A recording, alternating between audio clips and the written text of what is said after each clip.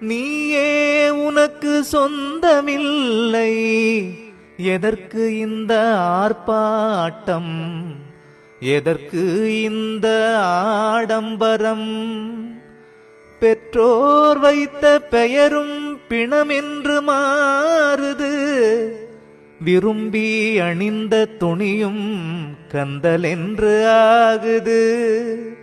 பாடுபட்டு சேர்த்த சொத்து வாரிசிடம் சேருது, கூடி வாழ்ந்த மனைவி கூடவே வாசாகுது.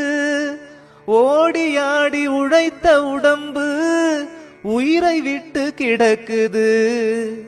உயிர் கொடுப்பேன் என்றதெல்லாம் ஊமையாக நிக்குது. சொந்தமென்று சொல்வதெல்லாம் உனக்கு சொந்தமில்லை.